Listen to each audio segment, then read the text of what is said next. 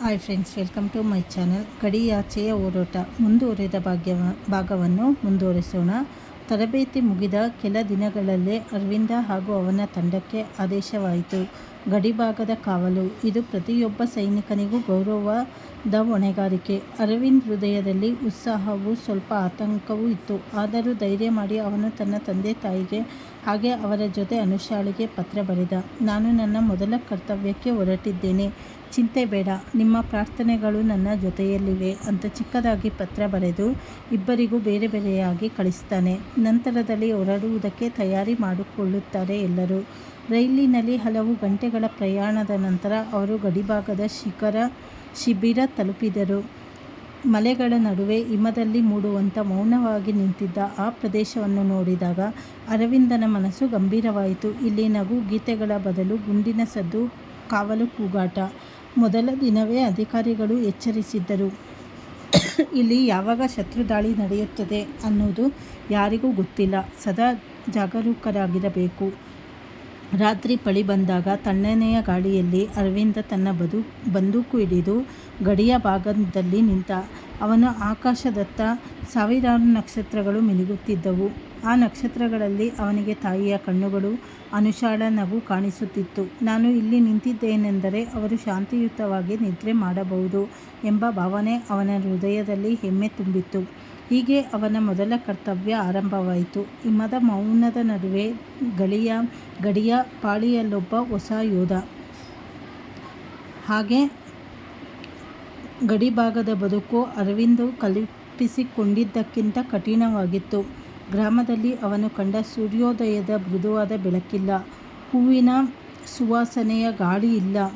ಹಾಗೆ ಇಲ್ಲಿ ದಿನ ಬೆಳಿಗ್ಗೆ ಎದ್ದ ಕೂಡಲೇ ಕಾವಲು, ಹಗಲು ಗಸ್ತು, ರಾತ್ರಿ ಪಳಿ, ಜೀವನವೆಲ್ಲ ಶಿಸ್ತಿನ ಗಂಟೆಯಂತೆ ಕಟ್ಟುನಿಟ್ಟಾಗಿ ಸಾಗುತ್ತಿತ್ತು. ಹಿಮದಿಂದ ಅಮೃತವಾದ ಪರ್ವತಗಳು ಎಂದೆಂದಿಗೂ ಬಿಳಿಯ ಹಾಳೆಯಲ್ಲಿ ಮಲಗಿದಂತಿದ್ದವು. ಅಲ್ಲಿ ನಿಂತ ಯೋಧನಿಗೆ ಚಳಿಯ ಕೇವಲ ತಂಪಲ್ಲ, ಅದು ಜೀವಕ್ಕೆ ಪರೀಕ್ಷೆ. ಗಾಳಿ ಕಲ್ಲಿನಂತೆ ಬಡಿದು ಉಸಿರಾಡುವಾಗ ಮೂಗಿನಲ್ಲಿ ಹಿಮ ಕಟ್ಟಿ ಉಸಿರೇ ಹರಿಯದಂತೆ ಮಾಡುತ್ತದೆ. ನೀರು ಬಿರುಗಾಳಿಯಂತೆ ತಂಪು. ಆದರೂ ಯೋಧರ ಮನಸ್ಸು ಬೆಂಕಿಯಂತೆ ಉರಿಯುತ್ತಿತ್ತು. ಅವರು ತಮ್ಮನ್ನು ತಾವು ನೆನಪಿಸುತ್ತಿದ್ದರು, ನಮ್ಮ ಹಿಂದೆ ನಮ್ಮ ಮನೆ, ಹಳ್ಳಿ, ನಾಡಿದೆ. ನಾವು ಬಿದ್ದರೆ ಅವರು ನಿಂತುಕೊಳ್ಳುತ್ತಾರೆ, ನಾವು ಜೀವ ಉಳಿಸಿದರೆ ಅವರು ಸಂತೋಷದಿಂದ ಬದುಕುತ್ತಾರೆ. ಅರವಿಂದ ತನ್ನ ಸಂಗಡಿಗರ ಯೋಧರೊಂದಿಗೆ ಒಗ್ಗಟ್ಟಿನಿಂದ ಬದುಕುತ್ತಾ ಕಲಿಯುತ್ತಿದ್ದ. ಅವನಿಗೆ ಗಡಿಯಲ್ಲಿ ಒಂಟಿತನ ಇರಲಿಲ್ಲ. ಯಾರಾದರೂ ದಣಿದರೆ ಮತ್ತೊಬ್ಬರು ಬೆಂಬಲಿಸುತ್ತಿದ್ದ, ಯಾರಾದರೂ ನೋವಿನಿಂದ ಬಳಲಿದರೆ ಇಡೀ ತಂಡ ಸಾಥ್ ಕೊಡುತ್ತಿದ್ದ. ಅವರಿಗೆ ಕುಟುಂಬ ಹತ್ತಿರ ಇರದಿದ್ದರೂ ಈ ಸ್ನೇಹಿತರು ಕುಟುಂಬದಂತೆಯೇ ಆಗಿದ್ದರು. ಒಬ್ಬೊಬ್ಬರ ನಗು, ಮಾತು, ಹಾಸ್ಯ ಎಲ್ಲವೂ ಆ ಬಿಗುವಿನ ಬದುಕಿನಲ್ಲಿ ಬೆಳಕಿನಂತೆ ಹೊಳೆಯುತ್ತಿತ್ತು. ಒಮ್ಮೆ ರಾತ್ರಿ ಪಳೆಯಲ್ಲಿ ಹಿಮದಿಂದ ಕೂಡಿದ ಬಂಕರ್ ಒಳಗೆ ಬೆಂಕಿ ಹಚ್ಚಿಕೊಂಡು ಕುಳಿತಿದ್ದಾಗ ಹಿರಿಯ ಯೋಧ ರಘು ಅರವಿಂದನನ್ನು ನೋಡಿ ಹೇಳಿದರು, ಅರವಿಂದ್, ಇಲ್ಲಿ ಬದುಕು ಕಠಿಣ, ಆದರೆ ಹೆಮ್ಮೆ ತುಂಬಿರುವುದು. ನಾವು ಇಲ್ಲದಿದ್ದರೆ ನಮ್ಮ ಹಳ್ಳಿ ನಗರಗಳಲ್ಲಿ ಜನರು ಶಾಂತಿಯುತವಾಗಿ ಬದುಕಲು ಸಾಧ್ಯವೇ?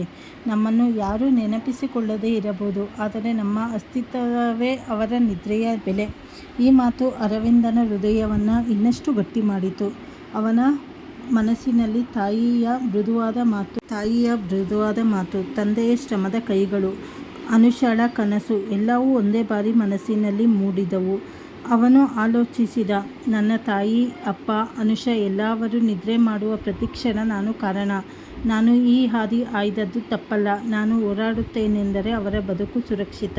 ನಾನು ತ್ಯಜಿಸುತ್ತೇನೆಂದರೆ ಅವರ ನಗು ಉಳಿಯುತ್ತದೆ. ಹೀಗೆ ಹಿಮದ ಮೌನದ ನಡುವೆ ಗುಂಡಿನ ಹೆದರಿಕೆಯ ನೆರಳಿನ ಮಧ್ಯ ಅರವಿಂದ ಹೊಸ ಜೀವನವನ್ನು ಅಪ್ಪಿಕೊಂಡ. ಅವನ ಹೃದಯ ಈಗ ಕೇವಲ ಒಬ್ಬ ಯುವಕನದು ಅಲ್ಲ, ಅವನದು ದೇಶವನ್ನು ಕಾಯುವ ಯೋಧನದು. ಪ್ರತಿಯೊಂದು ಅವನಿಗೆ ಹೊಸ ಪಾಠ ಕಲಿಸುತ್ತಿತ್ತು. ಹಸಿವು ಬಂದಾಗ ಸಹಿಸಬೇಕು, ನಿದ್ರೆ ಕಣ್ಣು ಮುಚ್ಚುವ ಮುನ್ನವೇ ಕಳೆದು ಹೋಗಬೇಕು, ಮನೆಯ ನೆನಪು ಬಂದು ಕಣ್ಣೀರು ಬಂದು ಬಿಟ್ಟರೆ ಅದನ್ನೇ ಬಲವನ್ನಾಗಿ ಮಾಡಬೇಕು. ಇದೇ ಹೊಸ ಜೀವನದ ಹಾದಿ, ಕಠಿಣವಾದರೂ ಹೆಮ್ಮೆಯ ಹಾದಿ, ನೋವಿನಿಂದ ಕೂಡಿದರೂ ಅರ್ಥಪೂರ್ಣವಾದ ಹಾದಿ ಅಂತ ಹೇಳಿ ಅಂದ್ಕೊತಾ ಇರ್ತಾನೆ. ಇನ್ನು ಮುಂದಿನ ಸಂಚಿಕೆಗಳಲ್ಲಿ ಏನೇನು ಆಗುತ್ತೆ ಅಂತ ಹೇಳಿ ಮುಂದೆ ತಿಳಿದುಕೊಳ್ಳೋಣ. ಹೊಸದಾಗಿ ಯಾರ್ಯಾರು ಚಾನಲ್ ನೋಡ್ತಾ ಇದ್ದೀರಾ, ಚಾನಲನ್ನು ಸಬ್ಸ್ಕ್ರೈಬ್ ಮಾಡ್ಕೊಳ್ಳಿ, ಲೈಕ್ ಮಾಡಿ, ಶೇರ್ ಮಾಡಿ, ಹಾಗೆ ಸಪೋರ್ಟ್ ಮಾಡಿ. ಧನ್ಯವಾದಗಳು.